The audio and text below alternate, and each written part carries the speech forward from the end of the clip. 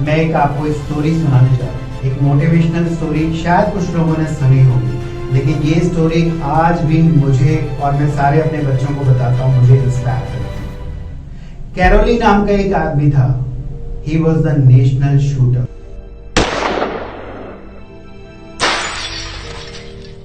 ये स्टोरी है 1938 की, यानी कि 1938 की। वो एक नेशनल शूटर था।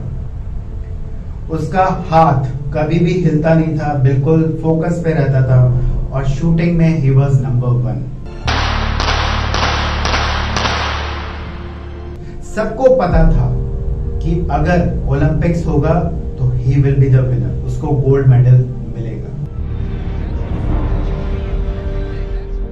पूरे नेशन में उसका नाम था। उसका एम था कि मुझे ओलंपिक में गोल्ड मेडल लेके आना है। वो आर्मी से था, यानी कि आर्मी की ट्रेनिंग भी करता था। 1938 में एक ऐसा इंसिडेंट हुआ, एक अनफॉर्चुनेट ऐसा इंसिडेंट हुआ जिसने उसकी जिंदगी पलट दी। वाकई में उसकी जिंदगी पलट दी। आर्मी की ट्रेनिंग के दौरान उसके हाथ में हैंड ग्रेनेड फट गया।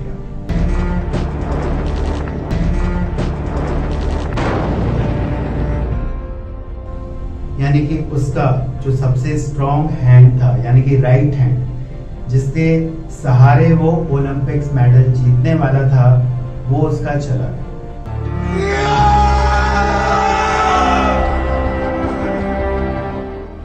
Entire nation was shocked. सारे नेशन को ऐसा दुख हुआ, यार ये क्या हो। सब लोग उससे मिलने आए, उसके फ्रेंड्स मिलने आए उससे। उसने बोला, सबने बोला उसको कि यार तुम असल में हमारे हीरो। अगर ऐसा इंसिडेंट नहीं होता तो तुम तो डेफिनेटली ओलंपिक में गोल्ड जीत ही लेते। बट उसके दिमाग में यार कुछ और चल रहा था। उसका मोटिव, उसका एम कि उसको गोल्ड मेडल चाहिए, वही चल रहा था कि मुझे तो वही चाहिए। भले लोग कुछ भी कहें, दिलासा दिला दें, लेकिन मेरा मोटिव तो वही। तो क्या हुआ उसके बाद आप सुनिए, बहुत ज्यादा इंस्पिरेशन है। 39 की ये स्टोरी थी। 1940 में ओलंपिक्स होने थे। 6 महीने तक कैरोली लगभग किसी को नहीं, वो कहाँ गायब हो गया किसी को पता नहीं। वो कुछ और काम करता। उसके बाद 1939 में एक नेशनल चैंपियनशिप हुई, वहां पे वो दिखा। दोस्तों ने उसके देखा, यार हैरान हो गए सब। यार इतना बड़ा इंसिडेंट होने के बाद ये आदमी हमें आज इनकरेज करने आया है, बकअप करने आया है। बहुत अच्छी बात है। उसने कहा कि यार थैंक्स, तुम यहाँ पे आए, हमें बड़ा अच्छा लगा। कैरोली ने पता है क्या जवाब दिया? उसने ये जवाब दिया कि मैं तुम्हें बकअप करने नहीं आया हूँ, मैं तुम्हारे साथ कंपीट करने आया हूँ।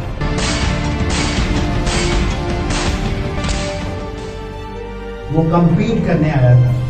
उस पूरे 1 साल के दौरान उसने अपने एक ही हाथ जो कि बचा हुआ था, लेफ्ट हैंड, उसको वो ट्रेन कर रहा है। उसको पता था कि पता नहीं मैं जीत पाऊंगा या नहीं जीत पाऊंगा। और सबको भी ये लग रहा था, ठीक है यार, लेफ्ट हैंड से कर रहा है, 1 साल से ट्रेनिंग कर रहा है, जीत भी पाएगा या नहीं, चलो इसको कंप्लीट कर रहे। नेशनल चैंपियनशिप हुई और आप जानते हैं क्या हुआ? सही गैस किया आपने, ही वाज द विनर। उसने वो नेशनल चैंपियनशिप जीती, अपने दम पे जीती। लेकिन उसका ये मोटिव नहीं था। उसका मोटिव तो था ओलंपिक्स, 1940 के ओलंपिक्स। बट अनफॉर्चुनेटली हुआ क्या कि वर्ल्ड वॉर फर्स्ट के कारण वो ओलंपिक्स जो है वो रद्द हुए।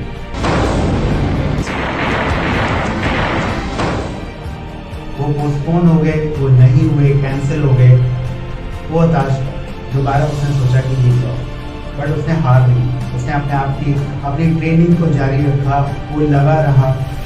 1944 में दोबारा ओलंपिक्स होने थे, लेकिन वो भी कैंसिल हो गए वर्ल्ड वॉर सेकेंड के कारण।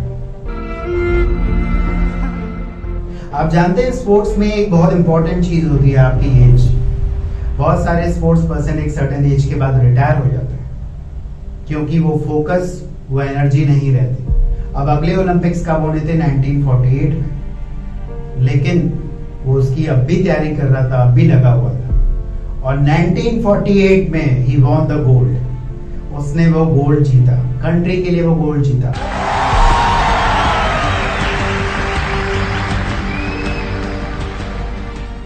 और वो यहां तक नहीं रुका, वो 1952 में दोबारा उसने ओलंपिक्स में गोल्ड जीता and this was the history. ये हिस्ट्री थी। मतलब आप सोचिए कि उसने एक तरह से 10 साल का ड्रॉप लिया था, अपने आप को उस हताशा से दूर रखते हुए अपने आप को ट्रेन किया। आपको 1 साल का भी ड्रॉप नहीं लेना है, शायद 6 महीने का ड्रॉप लेना है। तो अगर आप ये ड्रॉप लेना चाहते हैं, पहले उन बातों को बिल्कुल सही कर लीजिए जो मैंने बताई, अपनी सारी कमियां को देख लीजिए। अगर आपको अब भी लगता है यार कि आप इस पढ़ाई से बोर हो चुके हो, अब आप नहीं पढ़ सकते, बहुत हो गया, तो please don't take a drop, क्योंकि इसमें इंटरेस्ट लेना बहुत जरूरी है। तो ये टेस्टिंग जो मैंने आपको बताई है वो करके देखिए।